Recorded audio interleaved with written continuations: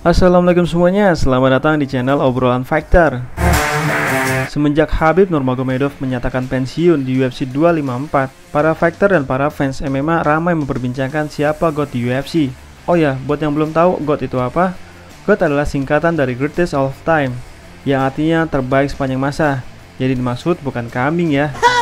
Berikut cuitan tentang Khabib Nurmagomedov yang pensiun. Dana White, selamat Khabib, kamu telah meraih semuanya yang kamu impikan. Kamu adalah sang forpon dan terbaik sepanjang masa dalam olahraga ini.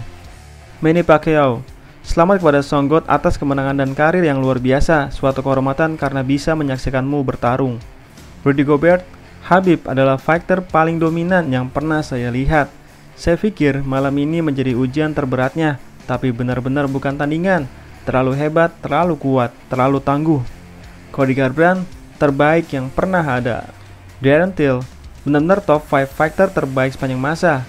Henry Cejudo, tahun ini adalah tahun para atlet combat sport terbaik sepanjang masa pensiun.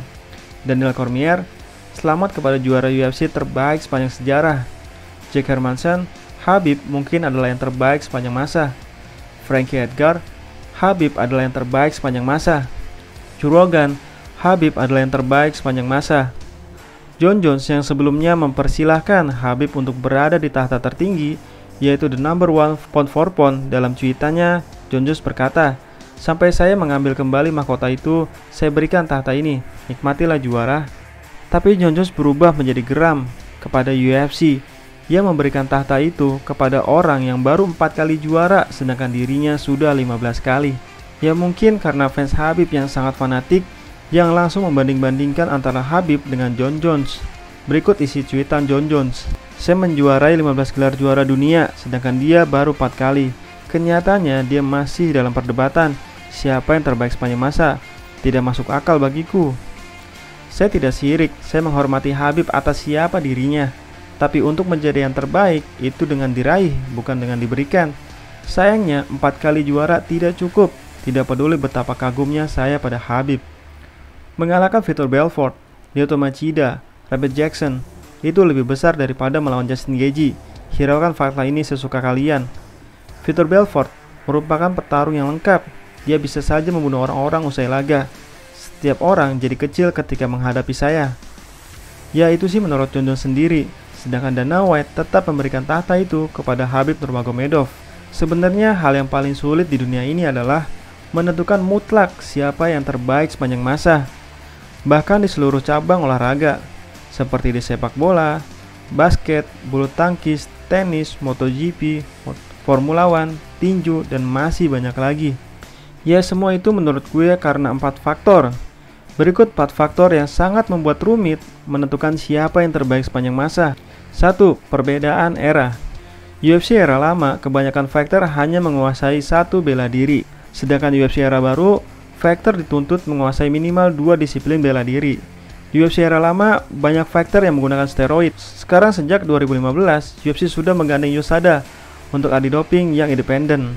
Nah ini juga yang menjelaskan kenapa fighter UFC era lama banyak yang sangar dan berpostur bagaikan binaragawan. Karena satu kemungkinan mereka selalu pakai steroid. Jadi walaupun mereka hanya menguasai satu seni bela diri, masih bisa menyaingi lawan yang menguasai banyak disiplin bela diri. Karena steroid meningkatkan stamina, reaksi, dan masih banyak lagi.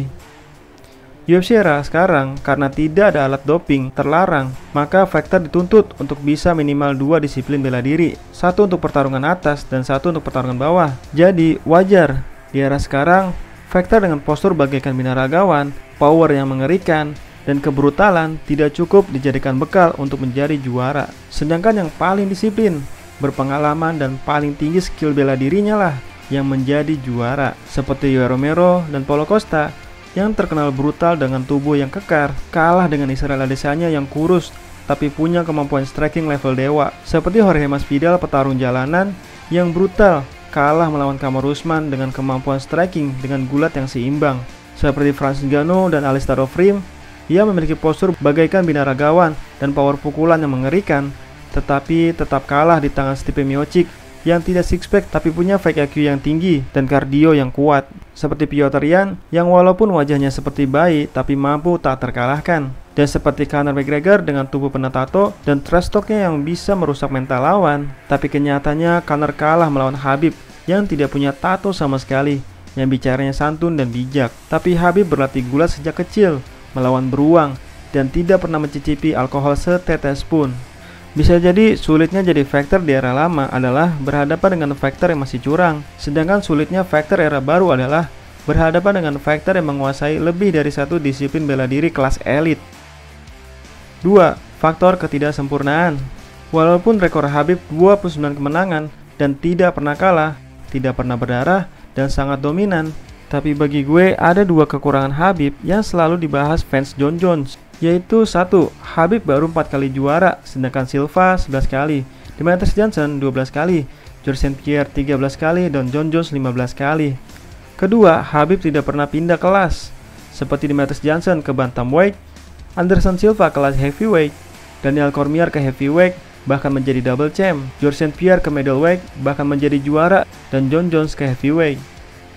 Bahkan ketika Khabib menantang Georges St. Pierre, Khabib memaksa Georges St. Pierre yang hampir 40 tahun menurunkan berat badannya. Kenapa tidak Khabib saja yang menaikkan berat badannya ke welterweight, apalagi usia Khabib baru 32 tahun? Sebenarnya, Jon Jones adalah fighter dengan paket yang super lengkap, kemampuan strikingnya, grapplingnya, fight IQ-nya, kardionya, kebrutalannya, dan mental juaranya. Bayangkan, Jon Jones menjadi juara UFC termuda panjang masa, yaitu di usia 23 tahun. Dan mampu mengalahkan para legenda seperti Mauricio Rua, Lyoto Machida, Vitor Belfort, Rampage Jackson, Rashad Evans, Chael Sonnen, dan idola banyak orang, yaitu Daniel Cormier. Dan sebenarnya Jon Jones tidak pernah kalah sama sekali. Rekornya memang 26 kali menang dan 1 kali kalah. Ketahuilah kekalahan Jon Jones karena keserangan ilegalnya. Dan pertarungan ini diakhiri dengan hasil kekalahan untuk Jon Jones. Dan White pun tidak terima dengan keputusan wasit Steve Magazzatti yang seharusnya no contest, bukan kalah. Tapi di luar oktagon, Jon Jones sangat buruk.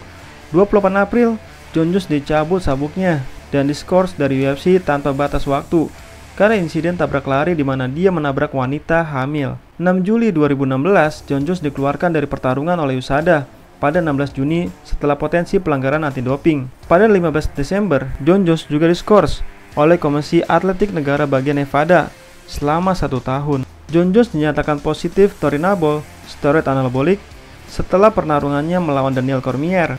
Di waktu yang lain, Jon Jones juga mengkonsumsi kokain, clomipin, dan zat antiestrogen, dan juga lestrozol. Jon Jones juga pernah menampar seorang pelayan. Dalam oktagon pun, Jon Jones pun beberapa kali curang mencolok mata lawannya. Ini adalah pelanggaran dalam peraturan UFC. Pertarungannya melawan Dominic Reyes pun kontroversi. Sedangkan Anderson Silva sangat fenomenal. Di saat Khabib pensiun di usia 32 tahun, sedangkan Silva baru masuk UFC di usia 31 tahun. Dan setelah itu, Silva torehkan banyak rekor spektakuler. Kemenangan 16 kali beruntun, mempertahankan gelar terlama dalam sejarah UFC yaitu 2457 hari, penyelesaian terbanyak dalam perebutan sabuk yaitu 9 kali, knockdown terbanyak dalam sejarah yaitu 18 kali, knockdown terbanyak dalam perebutan sabuk yaitu 10 kali, dan knockout terbanyak dalam perebutan sabuk yaitu 7 kali. Anderson Silva menggubah oktagon seperti pertunjukan teater, menampilkan keahlian seni bela diri, dan yang paling fenomenal adalah kemampuan defense yang tidak biasa. Bisa jadi Silva tampil hanya untuk menghibur penonton, tapi di UFC 162, Silva gagal dalam pertunjukannya. Setelah itu, Silva selalu kalah. Dari 9 pertarungannya, Silva hanya menang 1 kali. Tapi gue rasa Silva seperti Ronaldinho. Walaupun masa kemasannya sudah habis, Silva tidak mau pensiun. Silva terus bertarung, tidak peduli berapa kali dia kalah, tidak peduli rekornya semakin hancur, karena kecintaan luar biasanya terhadap pertarungan. Dan baru-baru ini, Silva menjadi petinju dan selalu menang. Untuk Daniel Cormier, satu-satunya fighter yang mampu double champ di antara 5 fighter tadi. Walaupun 4 kali juara di light heavyweight dan 2 kali juara di heavyweight, namun namanya tidak pernah menjadi yang nomor 1 ketika membahas GOAT UFC. Entahlah, mungkin karena kekalahannya versus Jon Jones dan kalah dari Stipe Miocic sebanyak 2 kali. Atau mungkin karena title defense-nya yang tak sebanyak Georges St. Pierre dan Jon Jones. Entahlah. Untuk Demetrius Johnson, walaupun memiliki rekor mempertahankan gelar terbanyak dalam sejarah UFC, yaitu 11 kali, tapi sedikit yang menilai Mighty Mouse adalah GOAT UFC, mungkin karena kekalahannya atas 3 fighter yang berbeda, atau mungkin karena pesonanya yang hambar, atau kelas heavyweight yang dipandang sebelah mata oleh UFC, atau yang paling memungkinkan adalah Mighty Mouse adalah GOAT yang paling sedikit fansnya di antara 5 fighter lainnya. Untuk George St. Pierre yang telah 13 kali memenangkan gelar, dan yang paling luar biasa adalah setelah 4 tahun pensiun, lalu datang di saat Michael Bisping merajai kelasnya 2 kali berturut-turut, George St. Pierre datang merebut tahta barunya yaitu juara di kelas middleweight. Ditambah lagi sosok yang sangat ramah, tapi sayangnya George St. Pierre tidak sesempurna Khabib yang tak terkalahkan. George St. Pierre pernah kalah 2 kali, dan yang paling memalukan adalah kalah dari Matt Serra. Ya walaupun alasannya kurang fokus karena masalah kehidupan pribadinya, termasuk kematian sepupu dekatnya dan penyakit serius ayahnya. Namun sejarah telah mencatat kekalahan itu. Bahkan menurut Conor McGregor, George St. Pierre adalah pengecut karena lari dari kelas welterweight karena kemenangannya yang dinilai kontroversi atas Johnny Hendricks.